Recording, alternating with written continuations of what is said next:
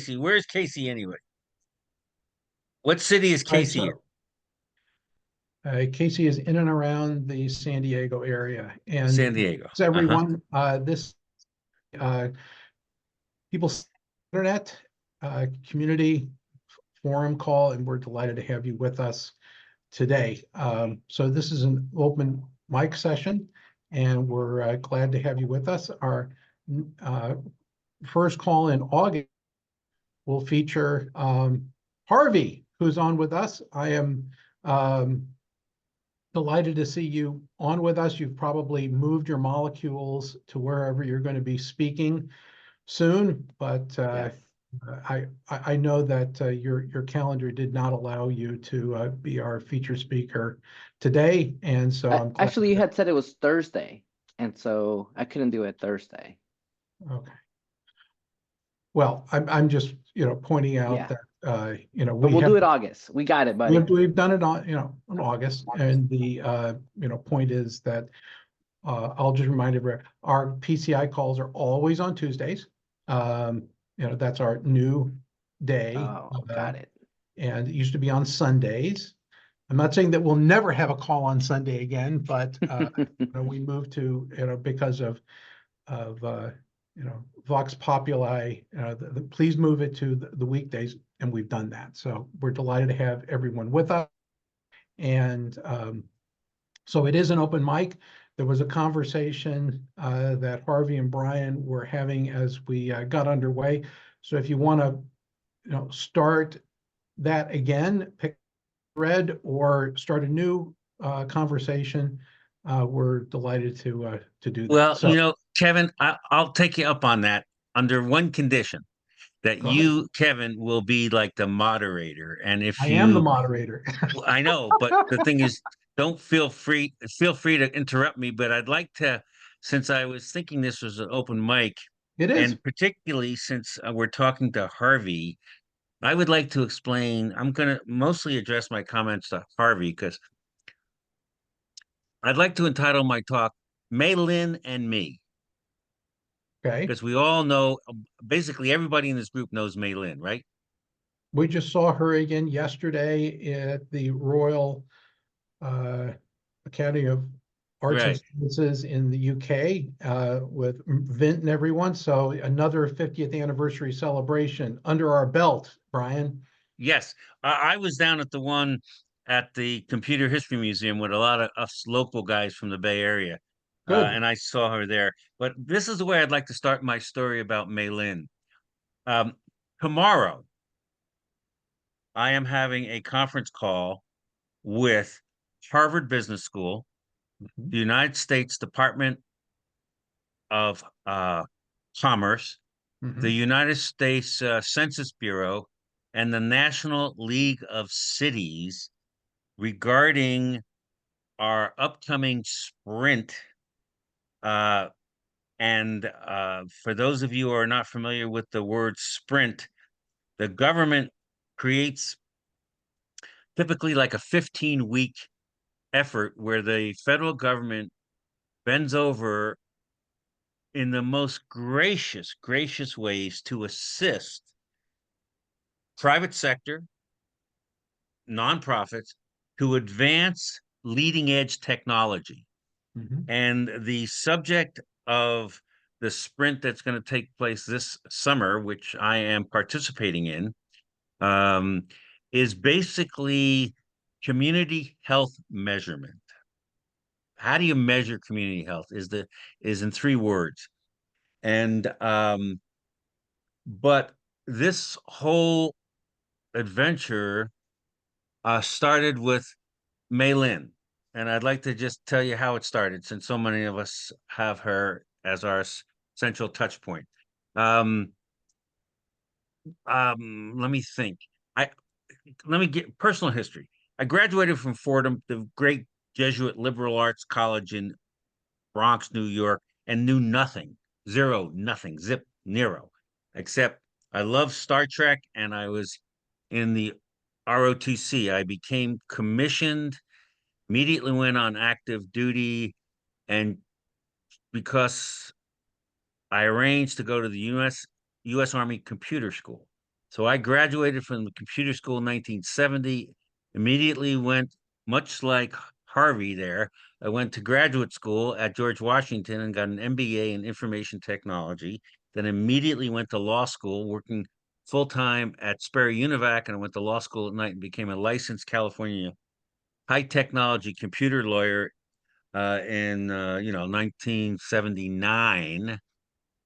Uh, 10 years of doing licensing and traveling the country giving seminars on software licensing, and then 10 years of their dirtiest work in the history of dirty work, which is high-tech litigation for multi-million dollar software cases. And I got burned out and I said, that's it. I'm going to UC Berkeley, where I was teaching at night, finished 15 years at Berkeley, produced a world-class book. And I said, what do you do? Well, you go on speaking tours. So I went on one of my first speaking tours, and there was this tiny little lady from Singapore, and that was Mei Lin Feng. And her buddy at the time was Ahmed Calvo, who, as many of you may know, was one of the top ranking people at the United States Health and Human Services Department. Ahmed would go to the White House if the Secretary of Health and Human Services couldn't make it for cabinet meetings. And they kept on saying, healthcare, Harvey, healthcare is collapsing. Healthcare is going to collapse. We must get people to take health in their own hands. And and then I immediately incorporated the enterprise 501c3. Why? Because I was a Trekkie fan. And for the last full 10 years, we have been working on bringing the social, okay, let me slow down. The social determinants of health, both to the healthcare provider at the bedside. That's what we did last summer with the government. And this summer, it's bringing the social determinants of health to the community health worker. Okay. Uh, both healthcare workers and healthcare providers, they want to know about the whole picture of the patient. So that led to a very successful sprint last summer where we basically took the 35 data sets from the base of the Census Bureau and we digitized them, put them up in the cloud, and delivered them down into a screen, which was a very rudimentary screen. And again, we had the full support last summer.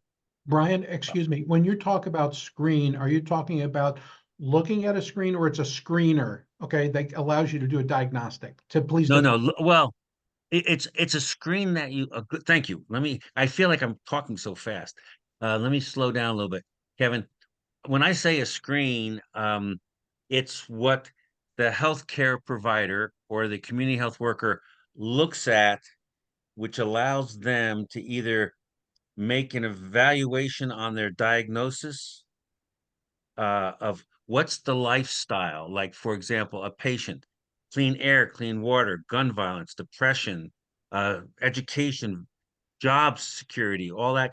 And now, if the healthcare provider sees that there's something that's out of the norm and we have lights and sounds that are supposed to go off, then the healthcare provider can drill down and say, why are all these people in Flint, Michigan getting Okay, so sick?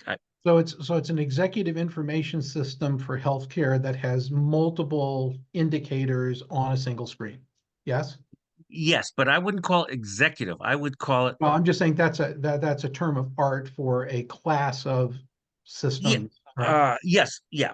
The thing is, again, in this sprint that's coming up, in this sprint that's just beginning, that tomorrow, and I'm going to offer Harvey, if you're available tomorrow at 11 o'clock Pacific, you can sit in on this because the people who are the project managers, are going to have this call, and the call is with me, basically. I don't know how many people from my group are going to be available. But I think the key, Kevin, thank you for asking a question that will slow me down.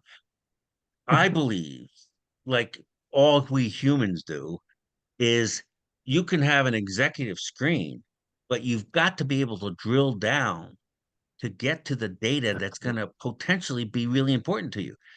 Maybe the executive screen tells you everything you need, but maybe if it doesn't, I insist that we have this drill down capability. Yeah, so I would point out that the data itself, that's good. But then when it is formatted in a decision support system format, which is, I know what the indicators are, but what should I do about that? Right? Is you can tie those together so that the data is pointing at something.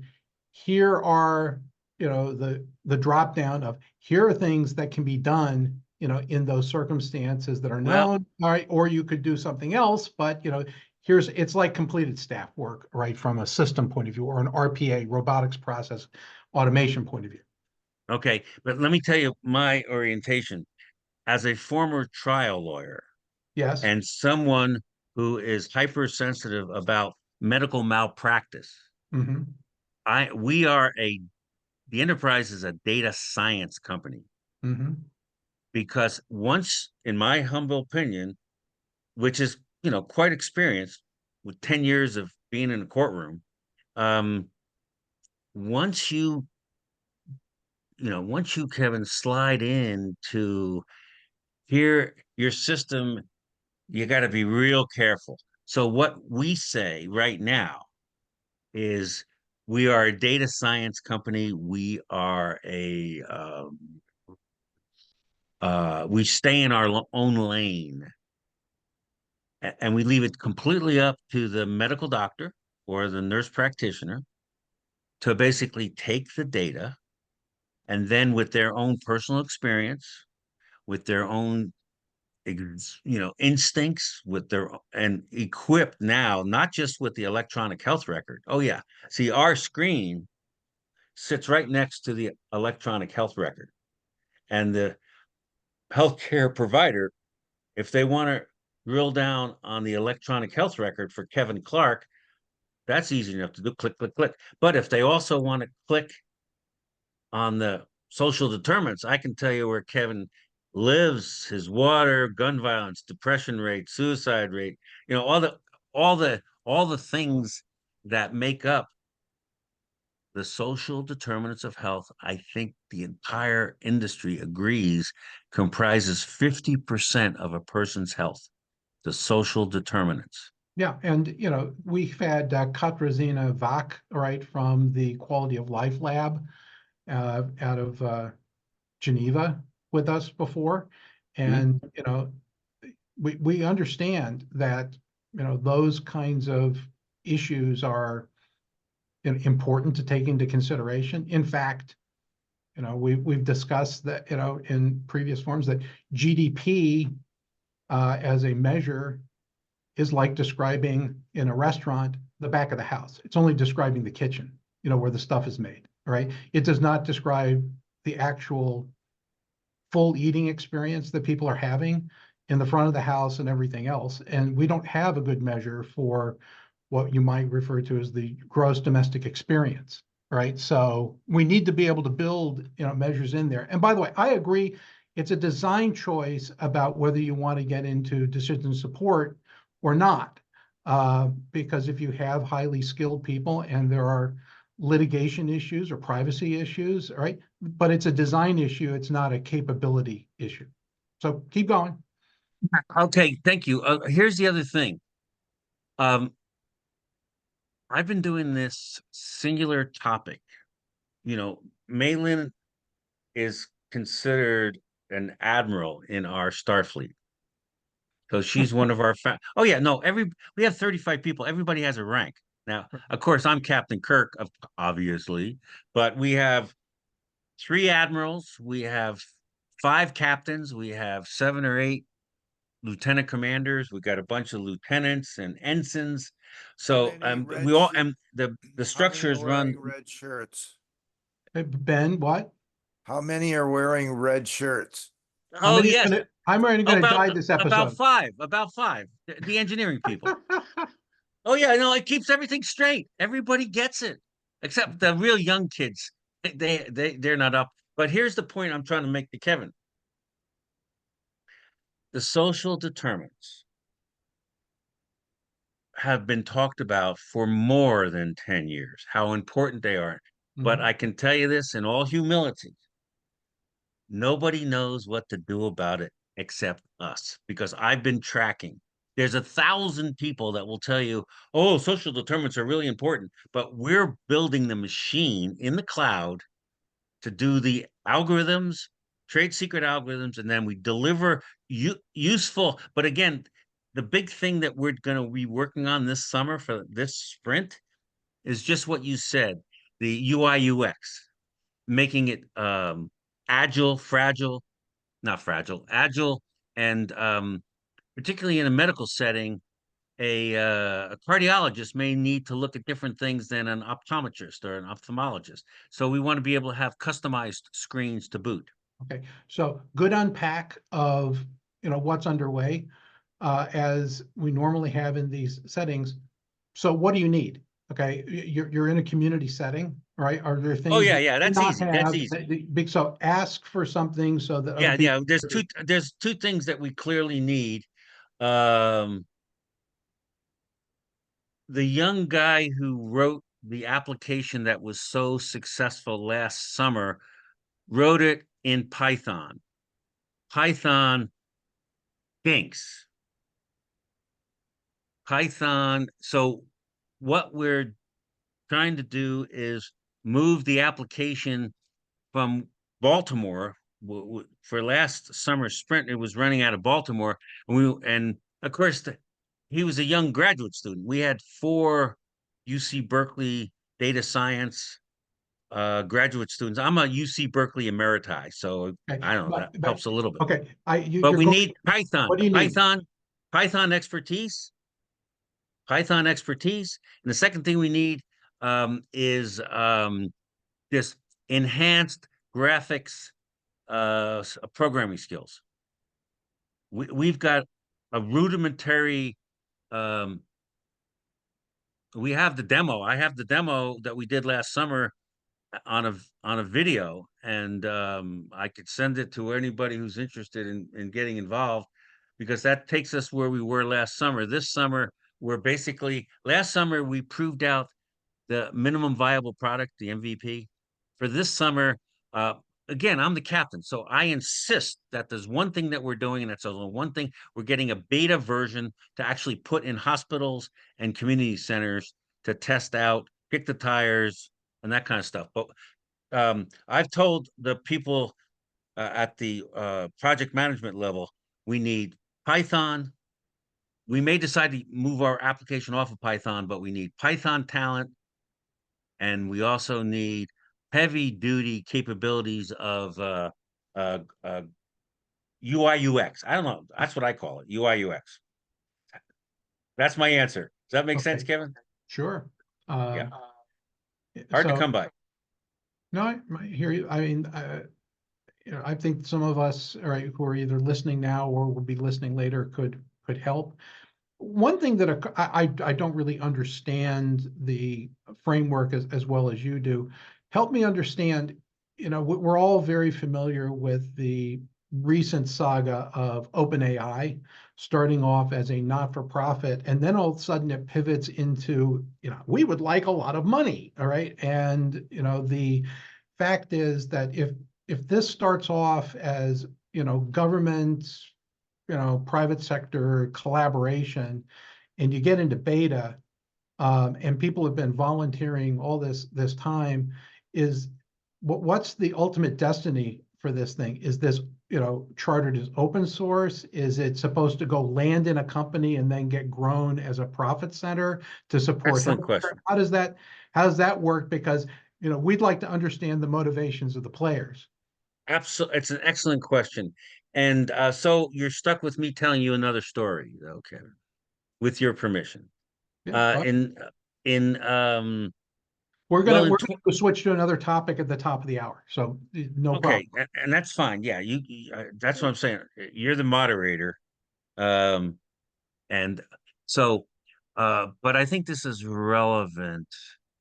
When I started the enterprise, I attended Founder Space Accelerator in San Francisco, which is rated in the top 10 accelerators, incubators in the United States and #1 in the world. I was in a class uh, of 12 companies, and half of them were from foreign countries, and founder space is going gangbusters all over the world. And so I was looking real hard at the idea of, a high-tech startup, and the model is you build it fast. It was a bunch of young kids and they were going to sell it and they were all going to become billionaires. And so I didn't do anything until 2021, which was not that long ago.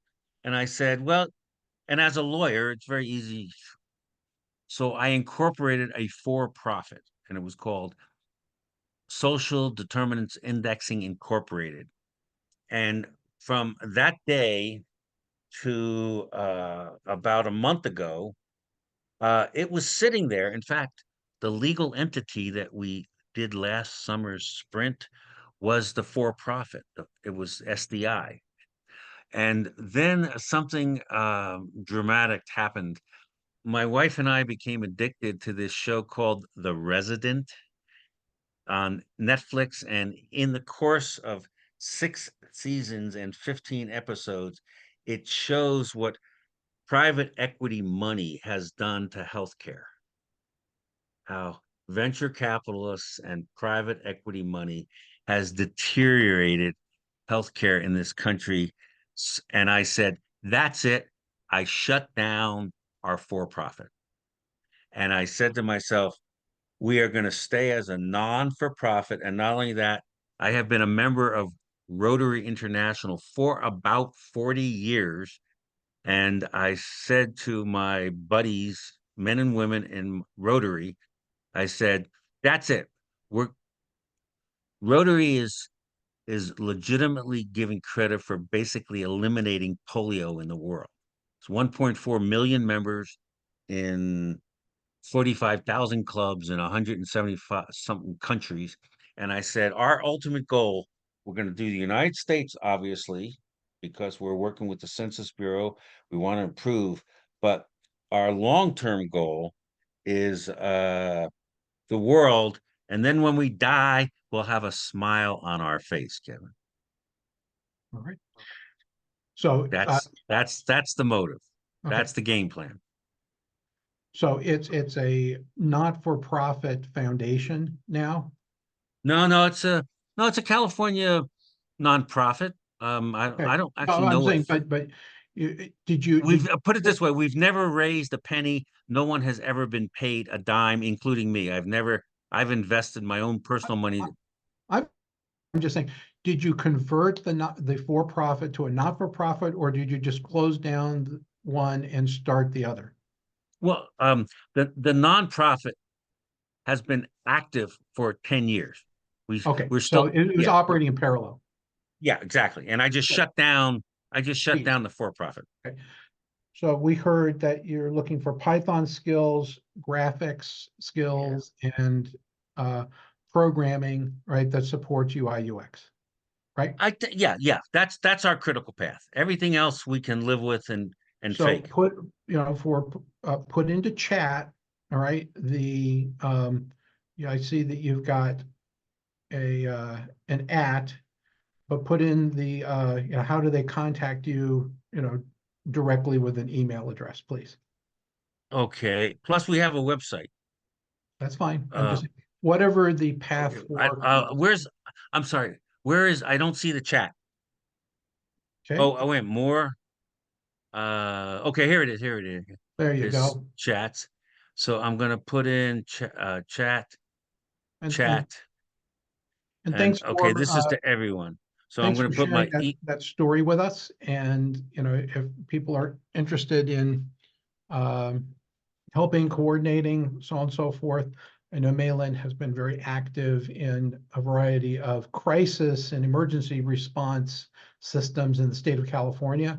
So look Oh forward yeah, that's to why I hearing. wanted to start, because she and I go back longer. Does anybody know Maylin longer than that? I knew her. I met her in 2014. No, I mean, I've only known her through PCI. So you Okay. certainly hold the record, at least amongst this small cohort.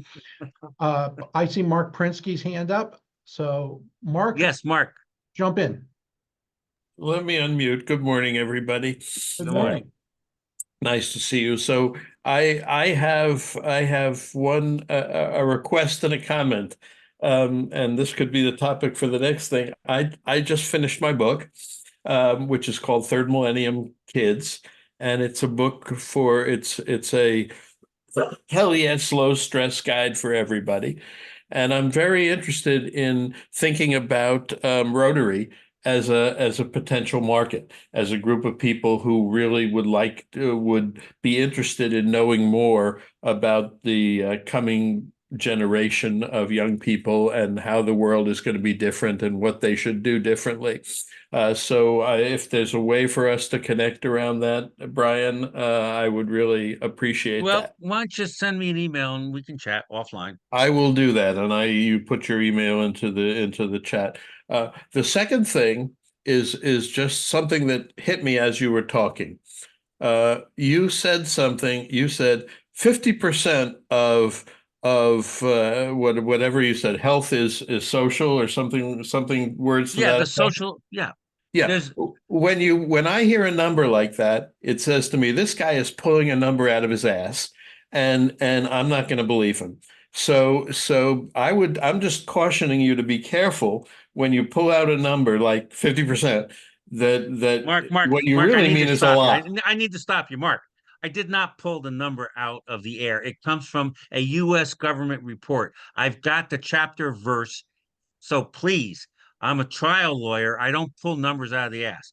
But Okay, I but the don't U.S. have the government did. So as an ex-BCG guy, I will just tell you that most of the numbers that are floating around there are really apocryphal. They may have been they may have been come to from all sorts of sources and stuff like that, and they may be citable, but they certainly raise my hackles. And as opposed to a lot, a majority, maybe as much as half.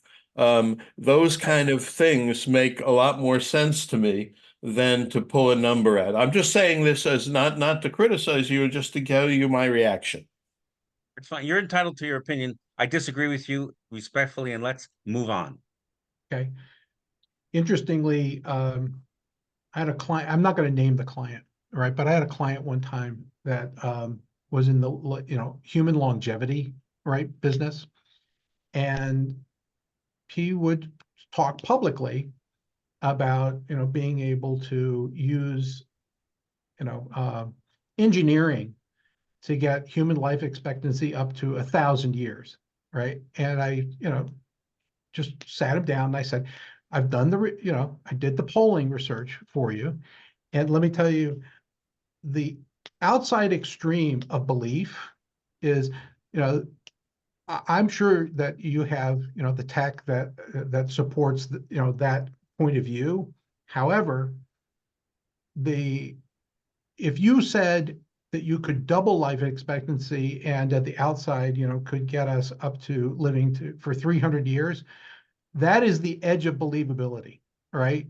Whether it's possible to do it beyond that, that's fine. But I said, in terms of your credibility, that's where facts and how people think about it, diverge. And so we were able to reframe his messaging, right, into a credibility space. His funding, by the way, went up tenfold, right, as a result of that. So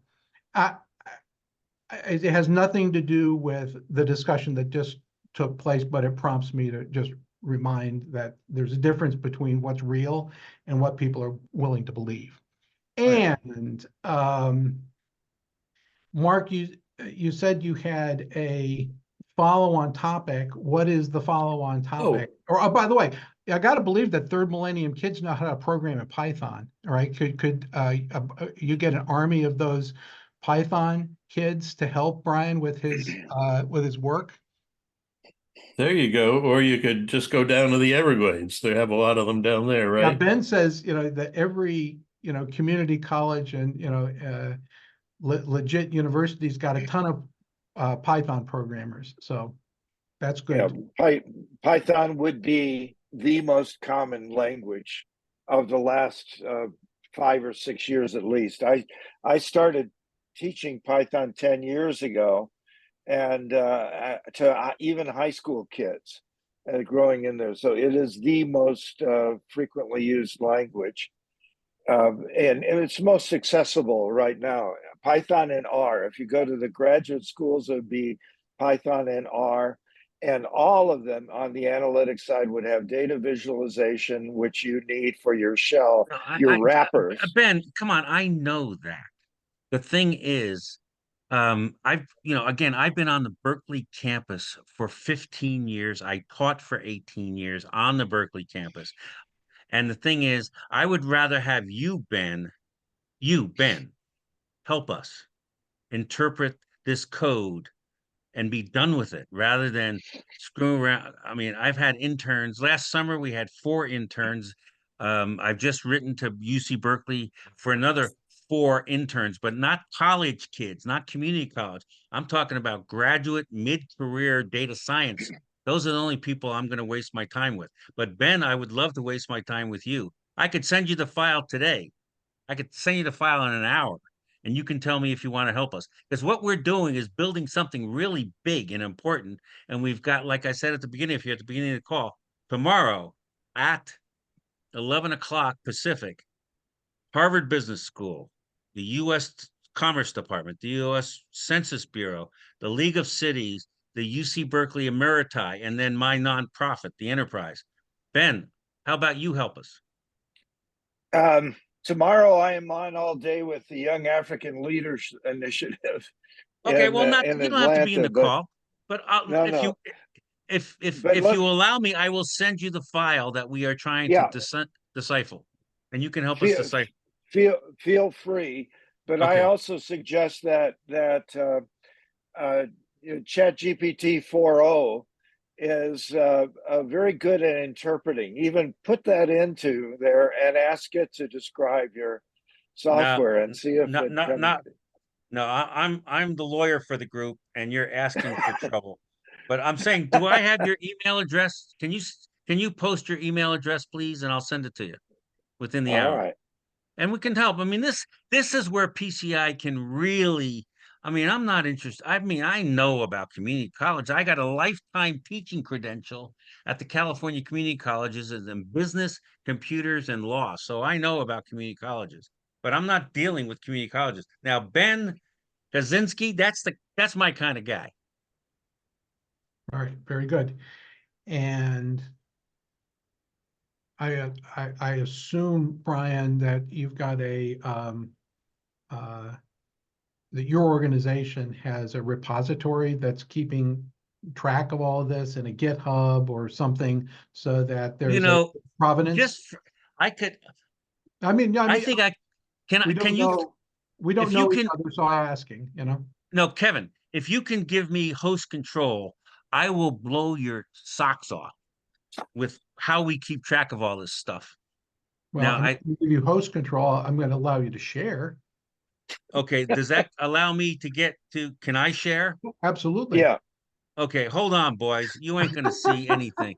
No, you think I'm kidding around. Okay, let I me know, I just, don't think you're kidding around. We okay, ask questions okay. so that I we can want to have a get to, discussion as opposed, because I think you're trying to try a case here and no, that's just, to have hey, I know, you're a trial lawyer. Okay. I'm a Irish Catholic junkyard dog trial lawyer from Newark, New Jersey. This is what you get. Okay, watch this I though. prefer Bruce Springsteen. Yeah. We're gonna hit screen. Now, Kevin, can you see He's a this? choicey. I, Can you I'm more, not yet. No, not yet. okay. It's coming up on my screen. Do I have to share my Should screen?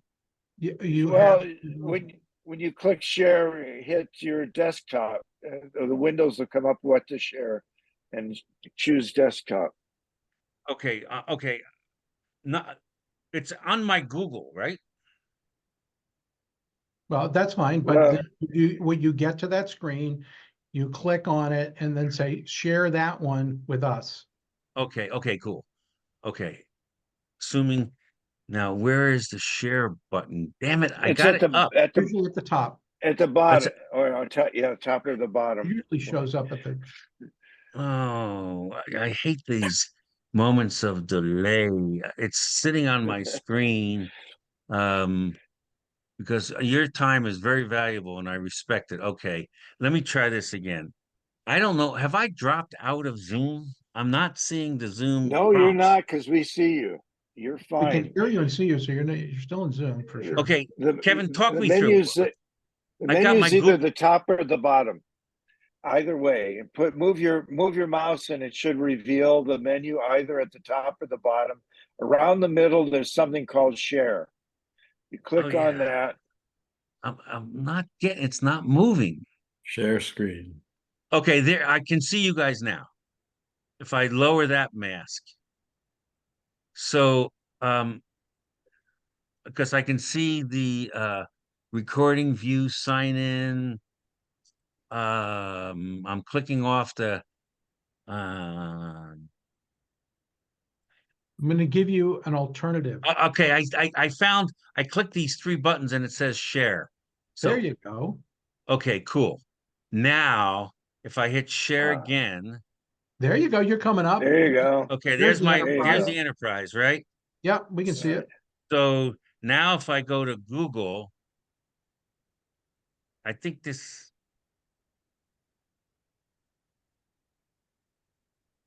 okay, why am I not, I'm hitting Google, I'm not getting my choices of my screens. Yeah. Uh, Well, okay, if let me you see if I can stop sharing. I'm back to you now. We can move on.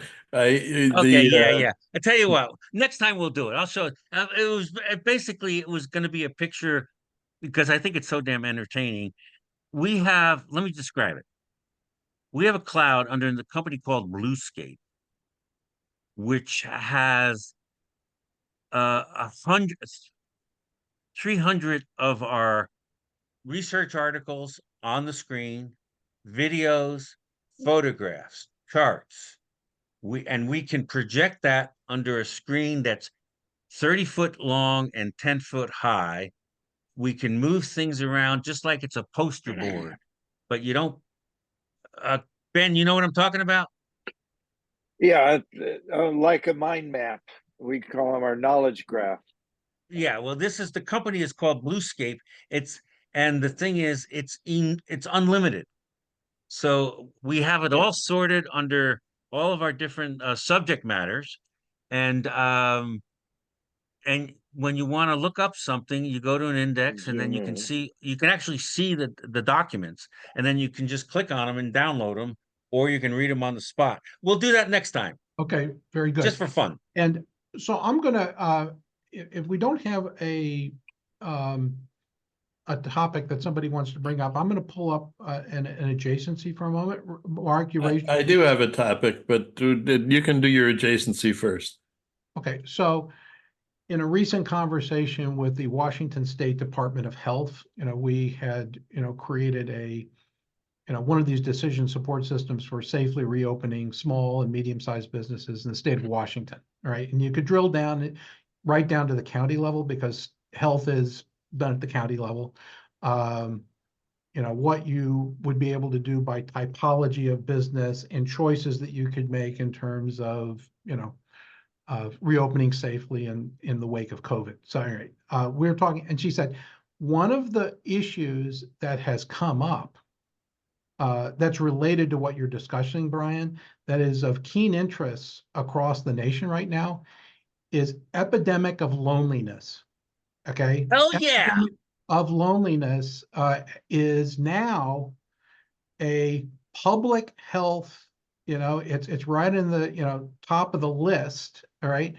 And clearly for the charter of, PCI, people-centered internet, all right, it turns out that, social media interaction um, is both a culprit and a potential cure in this space, right?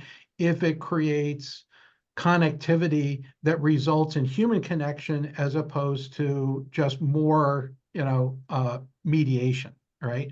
And so I just want to point out that, that is clearly something that's getting attention. It looks like there's funding on the way for how to address loneliness, because loneliness drives suicides. It drives, poor health outcomes. It drives inability to be employed, and therefore, when you don't have, appropriate shelter and food, there's all kinds of downside outcomes that are health, community health related, blah blah blah. So what could PCI potentially do? Um, you know, there are clearly, book writers, the Scott Galloways and the, Pinkers and other people that have opinions about this.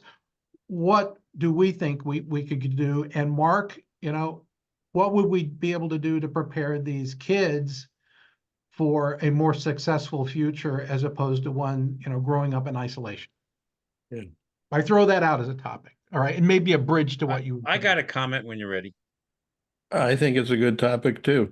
I think the again, language epidemic is a word to use. It means is a word being used for, we may have more of it than we did before. But epidemic is another one of those loaded words.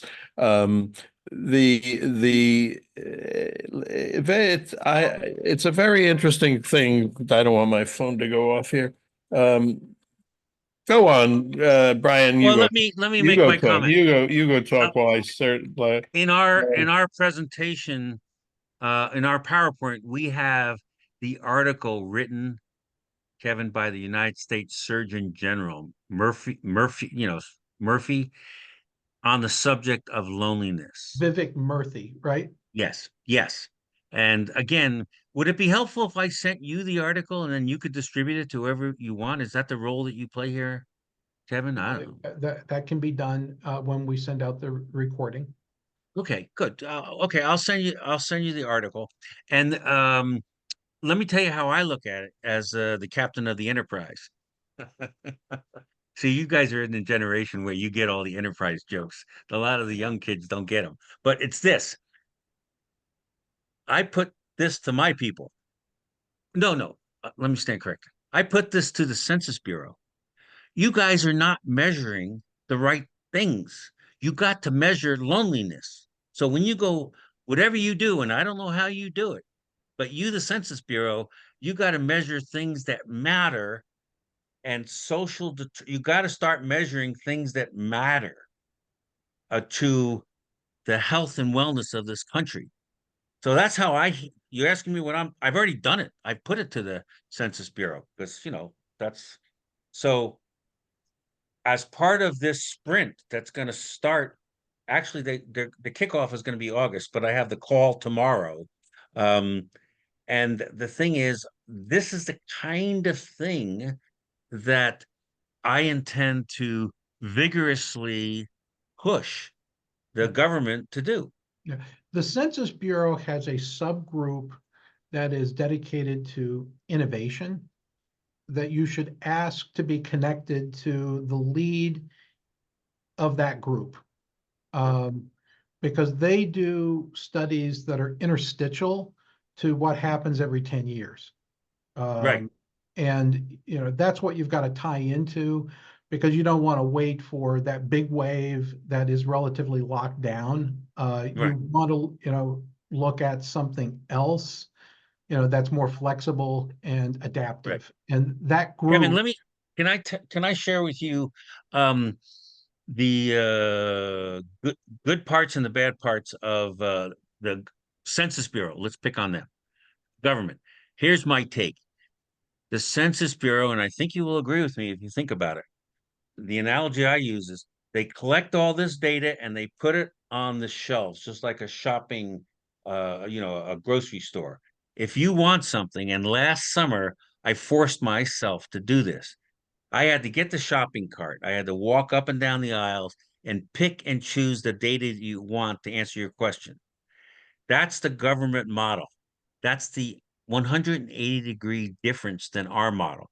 Our model is we go out, we collect, which is free government stuff, both at the federal, state, county level, index it by, it's not zip code, it's called ZICTA, which is even more precise. And then we correlate and normalize all the scores based on a ZICTA, which is like 5,000 people. And when the patient, like when, you, Kevin, show up at your doctor, what's going to show up is all the data science that went into the score. You don't have to go with the shopping cart. It's all, we do all that for you. You follow the difference? Pretty cool. Yeah, well, Pretty cool. there were, in the thing I described for state of Washington, we wired together 180 different data sources into a dashboard and index that was talking about community health, human health, and quality of life indicators. All right. Can you get me that? Can you send me that? Can you get your hands on that? Paper, the system Please. isn't up anymore, but we wrote a paper for the Applied Human Factors Ergonomics Conference, and I can send it to you. Yeah, I would like that very much. Yeah. The people who the do thing that sets us. who do this real well in terms of data are Wolfram Alpha and Stephen Wolfram's organization, and that they are the ones who have curated databases from all over the world and almost everything, and you could ask them a just perfectly normal English question, and they will calculate whatever it takes from whatever data they have to give you the answer to that question. So you might want to be in touch with them. Yeah, if you want to work outside the United States, World Data Lab out of Switzerland is good. And in San Francisco, in the Bay Area, World Footprint Network, has, a lot of data that would likely support what you're trying to do. Well, again, gentlemen, just to understand, our next 5 years, I suspect, will be strictly in the US of A. No, I And know. concurrently, our Rotarian arm will be working with test things outside the United States. But our ultimate goal is to, service above self is the line from Rotary, and that's basically what we think this system is. It's a service to people. Okay, very good. And so,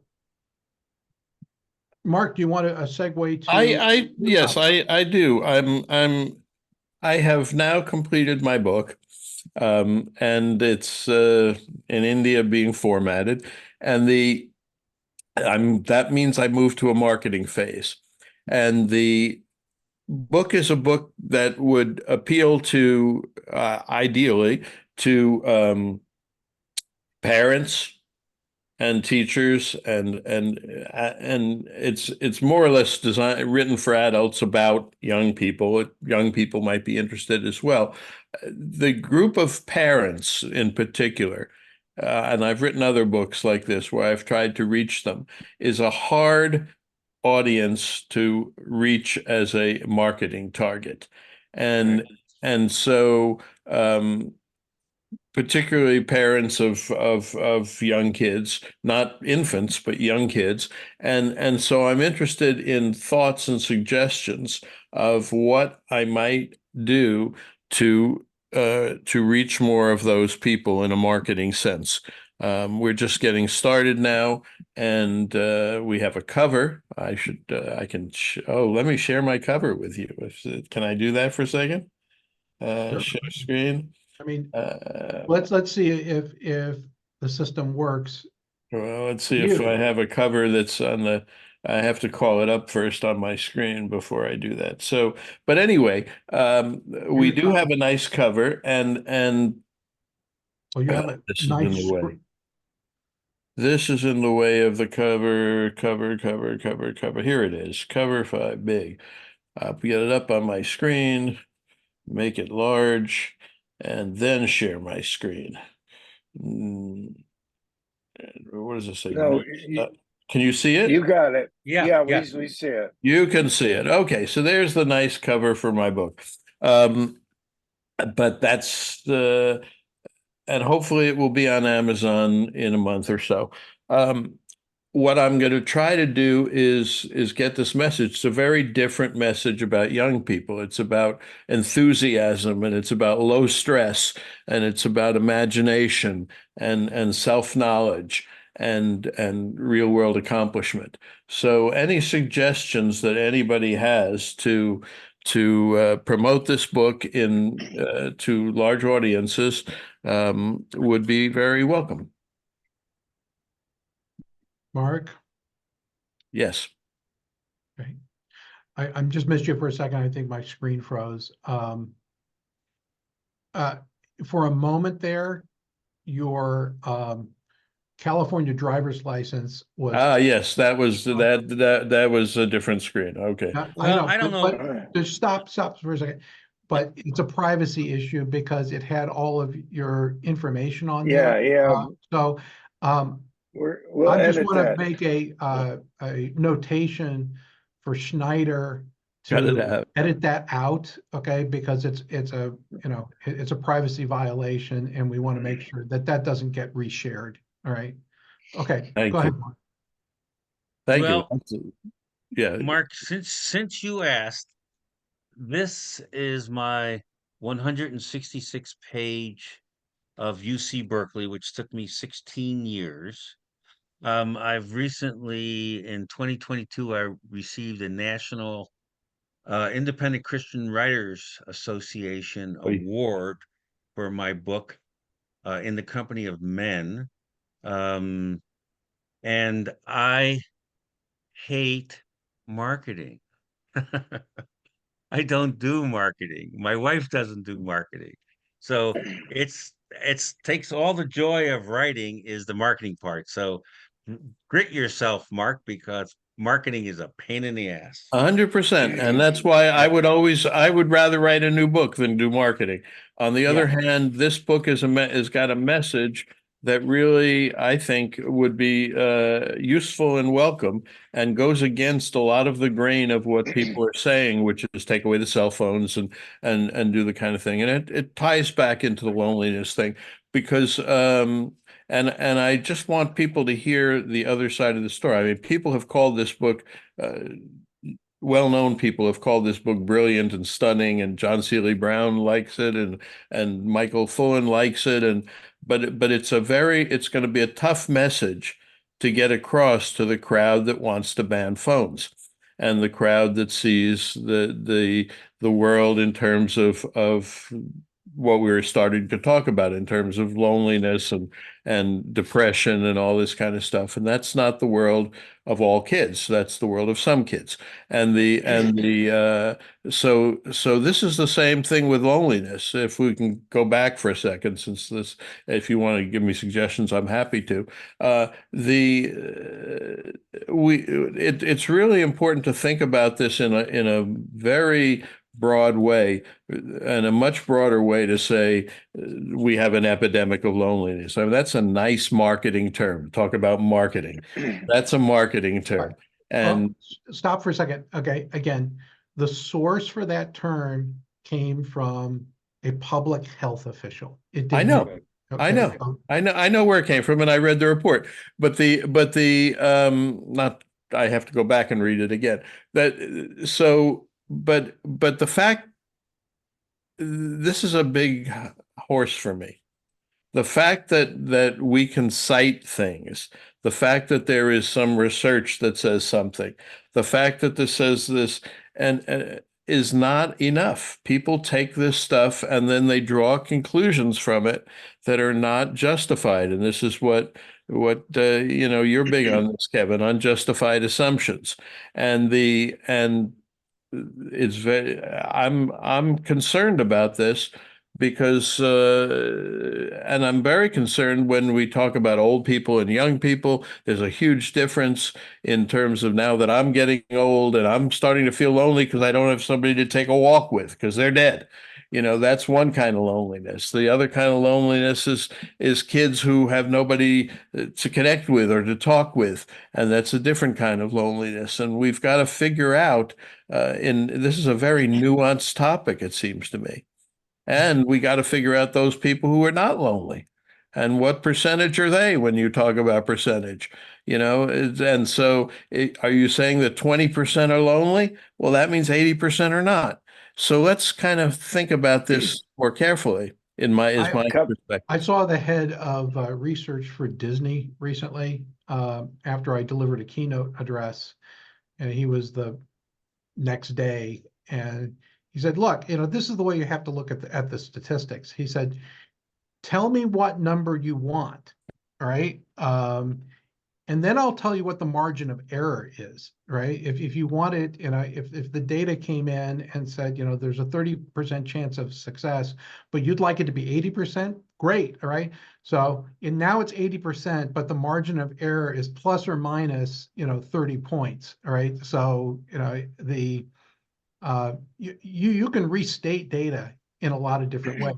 However, I think that what you've done, Mark, is you're putting out a hypothesis that you'd like to move toward becoming a thesis, right? That it would be more widely accepted and is being tested.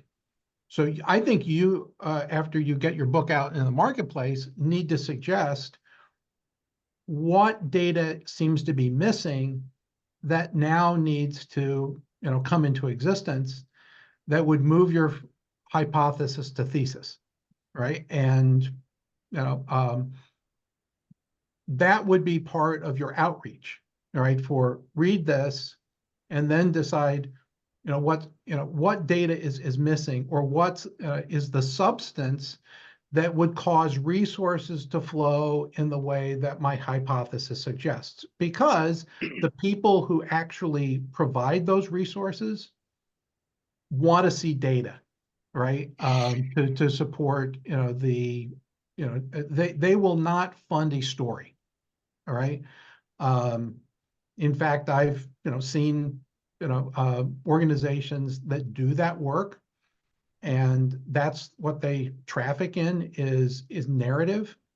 And then they get frustrated that it doesn't, nobody's taking any action, right? And it's because the people who are the gatekeepers of the resources require data to support resource allocation. So Thank that's you. what I would suggest to you. Well taken, well said. I appreciate that. And the data, unfortunately, I discovered something the other day. I'll share this with you. There's a lot of another thing that has been in the news is happiness, right? World happiness, people measuring happiness, people making these big data charts of countries are more happy than other countries. And I discovered what that was based on. And there is a single one question survey that is given to various people, and I don't know the number of people who've done it, which is place your happiness on a scale of 1 to 10. And based on that single question of self-reporting, all this data gets generated in terms of this country is more happy than that country is more happy, and if we think that I think the bias towards data is in the wrong direction, and the answer is much more, and this is something that I've always felt, the answer is much more in a narrative of what's going on, but the data confuses us. I have a point. I'm a huge believer in right brain versus left brain. That doesn't exist, but okay, yeah, I get the Mark, metaphorically. Hey, Mark, I got the floor here, okay? Someone, Oh, we're gonna have fun, Brian. We're gonna have fun. We're not gonna have that much fun, okay? Trust me. I don't. Okay, let me make my point. The left brain is the data part, okay? Whoever is arguing on data. The right brain is the heart. And so the question I'm hearing you discuss, gentlemen, is how do you make a point about how do you help fix loneliness? And I don't have any big answers here, but I'm saying some people will relate to the left brain side and other will relate to the right hand side. We have 15 grandkids, gentlemen.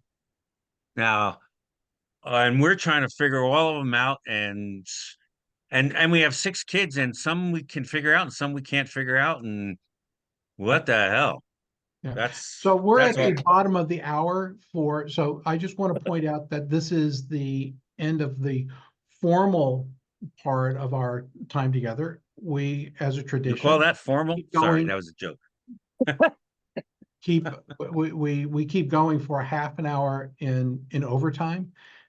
Given that this is a very fluid call, you know, really no difference between, you know, first hour and the next half hour.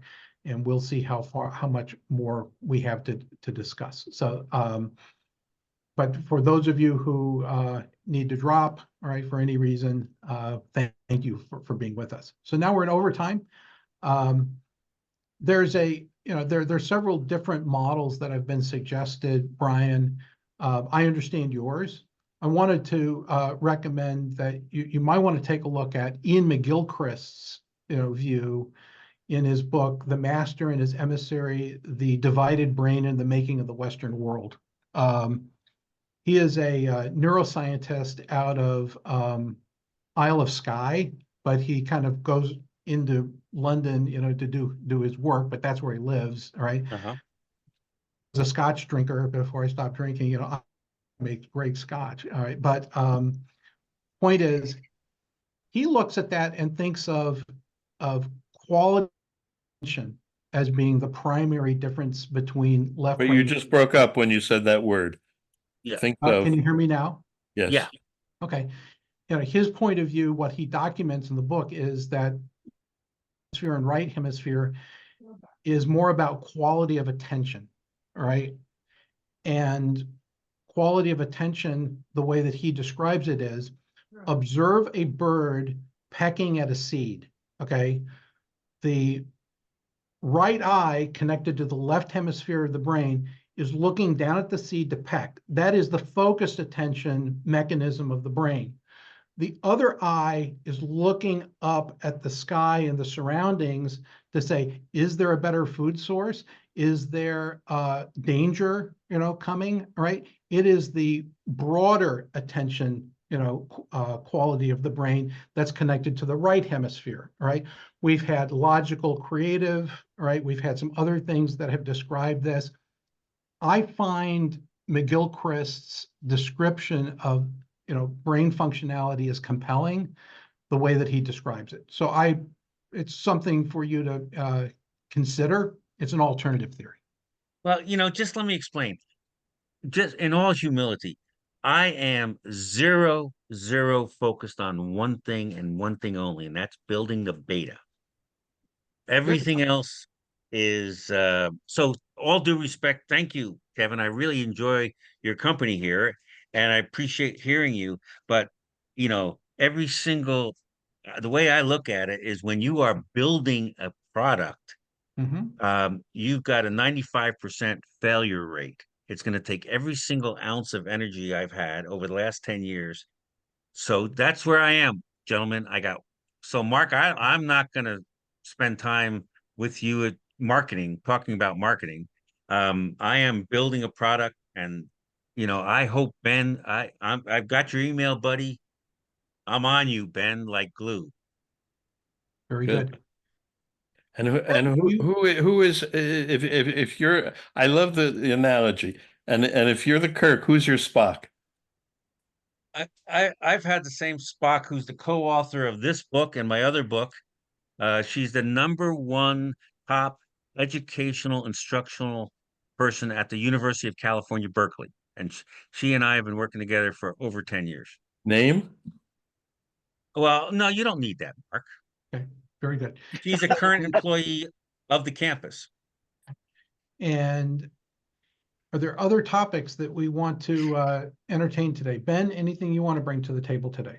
Yeah, I just want to come back to Mark's centerpiece, which was on the marketing mission, and and I think what's critical, if your target market are parents, then one wants to know where the parents hang, and one wants to know who are influencers of the parents, and and also the aspiration of the parents.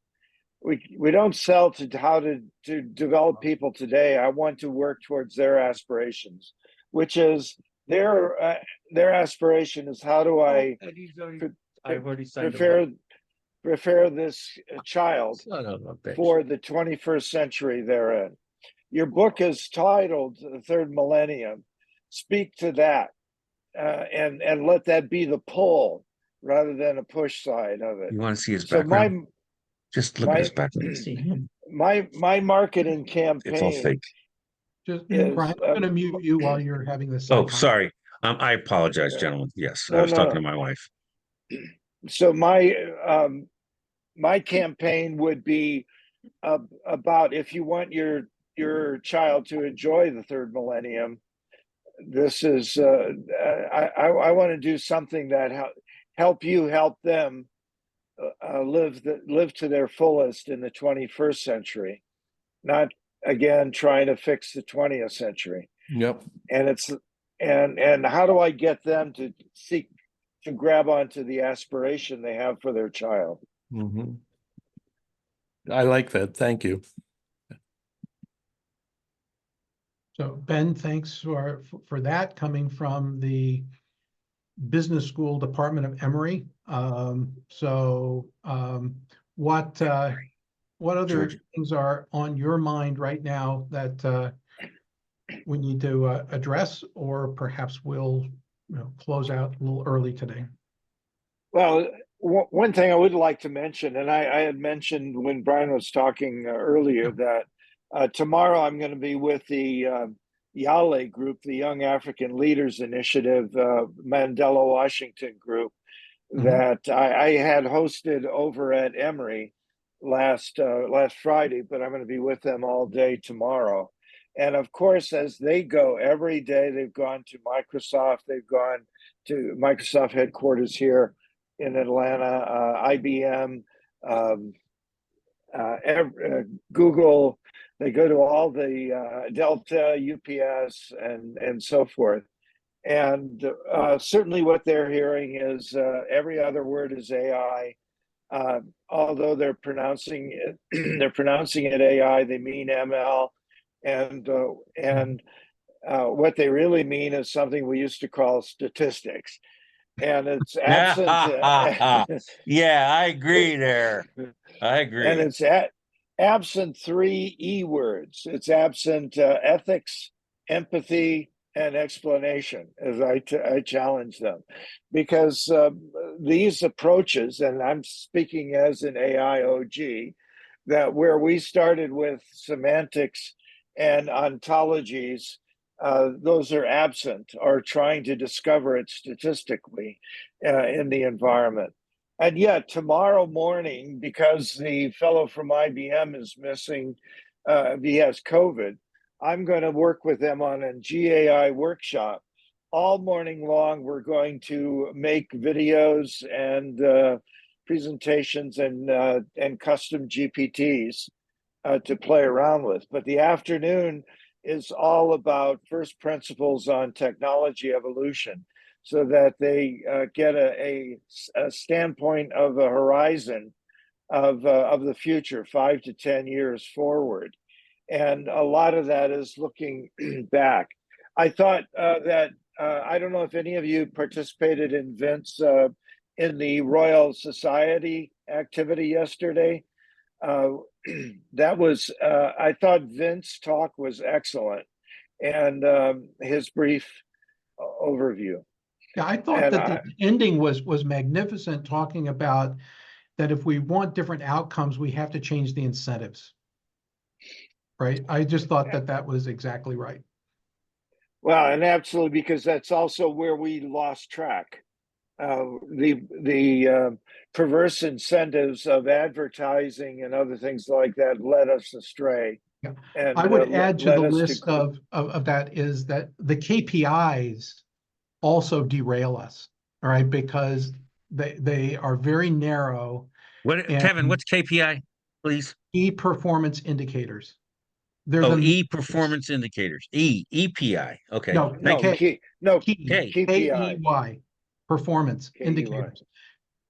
Key performance indicator. Got it. Thank you. Yeah, so the fact is that executive compensation is in many cases tied to key performance indicators. And I can tell you how many times I've observed like customer satisfaction metrics getting cooked in a business to make sure that the boss gets his yacht. Okay. And then you start to delude yourself that the statistics you cooked are right and right? And it's, it's kind of like, oh, this is a really bad cycle, guys, right?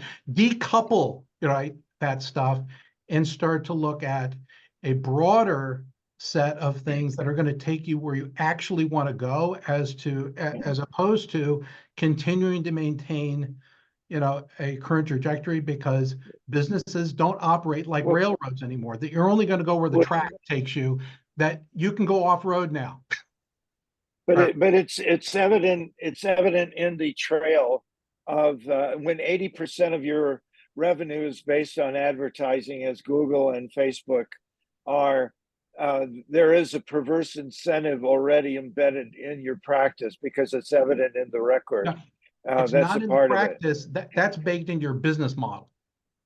I know, but it's evident in the practice. It's I revealed agree in with the you. practice. And can I offer another perspective for you to offer to these people instead of looking at the AI as it exists today? A better term that I like to use is MI, missing intelligence. In other words, what's missing from maybe we've built it, maybe we haven't built it yet, but there's a lot of intelligence that is missing that humans think they're good at, but they're not. Yeah, Let's but think about that. but one thing that's important with respect to these groups are these are young entrepreneurs from Africa, 25 people from 20 different countries. They're in the age of 25 to 32. So these are not kids that are involved in. They all have revenue generating startups and amazing young folks. But we've been talking about the issue of the colonization. They're coming off a decolonization of 200 years of colonizing. And my caution to them is making sure they don't get recolonized again with the Western principles and technology issues as well. And so a part of it is making sure that they don't allow a new colonization to happen, which is in part happening. They've and we're doing this in general too. We're trying to decolonize our technology-based systems as well right now, and we've got to think of a new form that prevents a new colonization. And in their case, in the context of an Afrikaans colonization, but without corruption is their challenge. I leave my class always with how you think is more important than what you know. Too much of our Good one. education is spent on what you know, and I tell them the first thing I say I like this guy. This is our guy. is how you think is more important than what you know. And my last thing I say to them is never grow up. Too many people grow up too early. I like the last one. I'm glad you brought that up, Ben, because in my book, I referred to this idea of technological colonialism, and the only person I was able to cite that from my own personal experience was Mei Lin, who talks about this all the time. So I did. And but the idea of technological colonialism is certainly something that's worth considering. Once I get there. It's really interesting that, Africa was one of the countries that pioneered m-commerce, all right? And because there wasn't as much bricks and mortar, all right, to change, right? So The fact is that banking by your phone, right? It was something that Yeah. we actually imported from other places that didn't have pre-existing infrastructure. And I think that's Yeah. really interesting that Yeah. there's good possibility for innovation because the constraints aren't necessarily there. Go ahead, Ben. Yeah, no, I think the M-Pesa is a fantastic example. Agreed. You look in Kenya, because of the phone-based systems that they had were flip phone, they built a commerce around flip phone before e-commerce came out, before smartphones were prevalent. I look to India with Akash and Aadhaar initiatives that look at, given the technology infrastructure, how do you manifest itself? I think Japan took its lead and leaped over us in the early days of e-commerce, in part because they did not have an embedded infrastructure, and NTT came in and leapfrogged us in many parts because of our embedded infrastructure. Yeah, I mean, they that had held apps us a back. decade before we had them here in the United States. Yeah, I mean, the lead e-commerce faculty member is my student, was my student at Harvard, is at Keio University, and he worked with NTT before he got into the businesses. You just watch his history, and you see the history of e-commerce in Well, Japan. Here's a thought I just had. Go ahead, can I Brian. get a word in here? Go ahead, Brian. Is it No, my sir. turn? No. I Okay. nobody's stopping you, Brian. Okay. Well, I'm a very humble man, but I'm dead serious. I'm the father of e-commerce. Let me explain. In 1970, I was a lieutenant in the Pentagon with an MOS of data processing plans and operations officer. And if you guys were old enough at the time, the United States Postal Service went on strike. And I get called into the general's office because I was the only guy with an MOS of computers. And the general says, pay the troops. And I go, what are you talking about? What do you mean pay the troops? The post office is closed. I don't care how you pay the troops. You pay the troops. This was before the internet, when there were just private circuits. Everything was batch. Um, and I said, okay, we got an unlimited budget, and I got a lieutenant colonel, and we basically transmitted, gentlemen, digital data, which was a paycheck, across private circuits to Fort Jackson, South Carolina, where the checks were produced. And as a lawyer, when you pay electronically for services rendered, that is e-commerce. It is the subject of my article in the Army Finance Journal. See, Ben, I see you smiling. It's the I'd subject like of to my see it. MBA. It's the subject of my MBA thesis with George Washington University. So, gentlemen, that makes me the fodder. You're talking to the fodder of e-commerce. Yeah, baby. I'd 1971, before love there to was an see internet. the article. Can I'd I love get to a see word the in now? article as a case study. I will Please, send you. please. I'll send you my whole damn MBA thesis. No, the thesis is really cool. It has the layouts of the damn batch files and the batch records. So So, I got your email. I'll send it all to you. as my wife tells me, it's not enough to be a general. You have to be a field marshal. She's the field marshal, right? To take the floor. But what occurred to me in what you just said, Ben, is that the idea of having an existing infrastructure and that you have to leapfrog applies more than anything else to thinking. And so when you talk about how I think about how you think is more important than what you know and all that kind of stuff, how you think is very much in many places an embedded infrastructure. And so the interesting part of thinking, and this goes back to the Einstein's quote about how we need a different kind of thinking than we have to solve our problems, is that we are, and this is just a perspective, this is not any kind of truth, this is just perspective, that we think and we at a particular way, at a particular level. And some of us think that some kinds of thinking are higher than others, but that's an embedded infrastructure, and it's time to leapfrog that. Yeah. Well, we Unfortunately, have to gentlemen, challenge. I I have to think beam up. what So I have to beam up. See you okay. next time. Okay, Brian, stay out of thank you trouble. so much. See ya. Cheers. Okay. See you, Brian. I've been kicked out of a lot of clubs. You that learned infrastructure you're referring to is based on as a product of the education system that told you how to think. And so it's the corruption of the education system that constrained your thinking.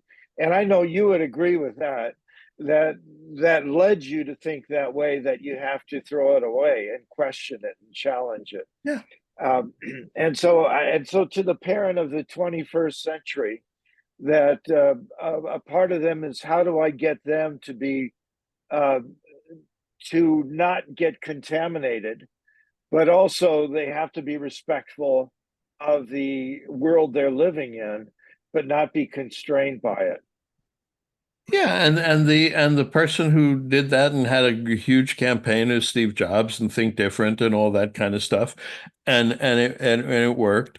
And the assumptions that Kevin always brings up, and I thank you for that, Kevin, for always bringing up the assumptions, are that certain things are better, like logic is better, like this is better, like that's better.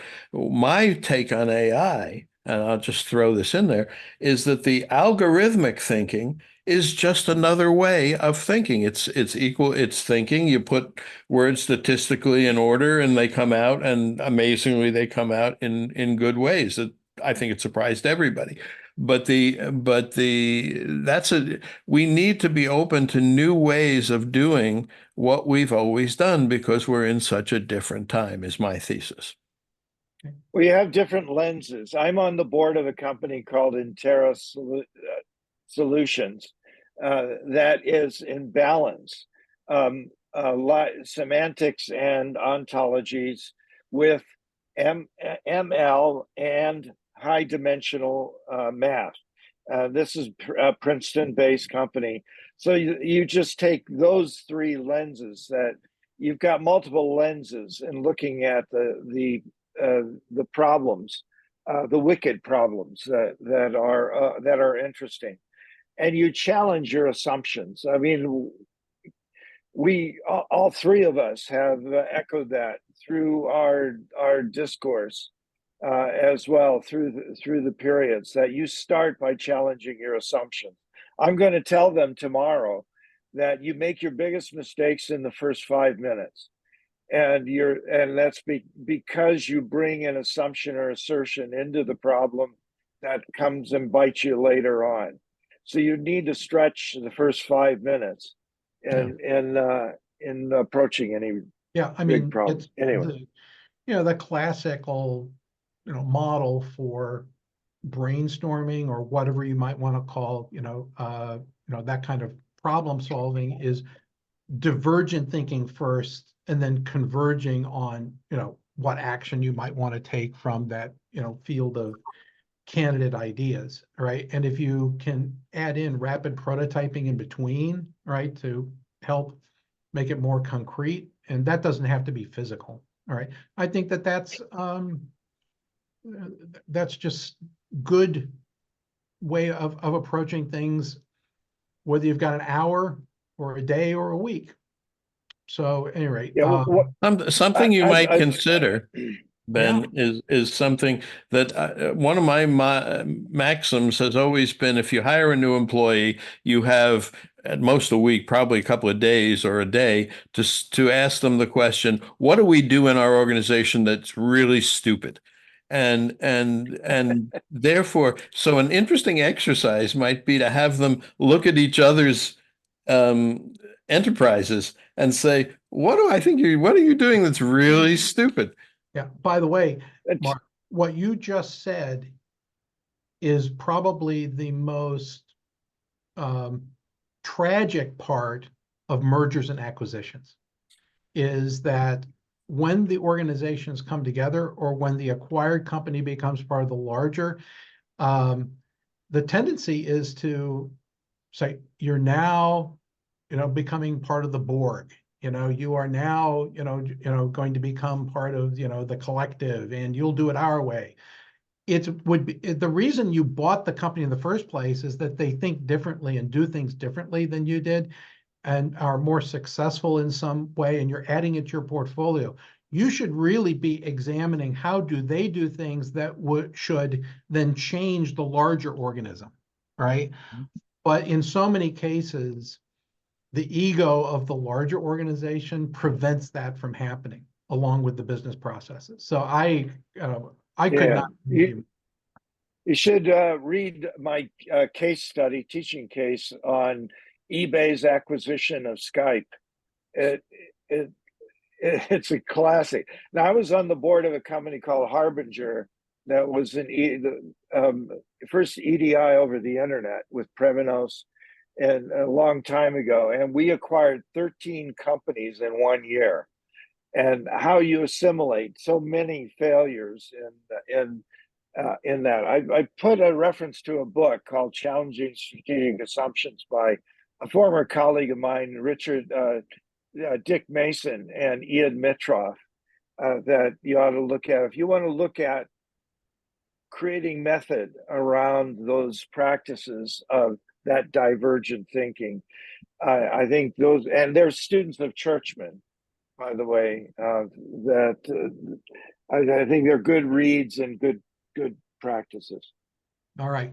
Well, Anyway. we are at the top of the hour, and Okay, this was fun. interesting discussion. A little brownie in motion here. So thank you so much for playing our game, and we look forward to having you on the next call. All the best, and everything you do, be intentional. Cheers. Wait, don't. I gotta save the chat. Okay. Wait, don't tell me, I'm just right? gonna stop recording. I won't close Okay. it. Wait.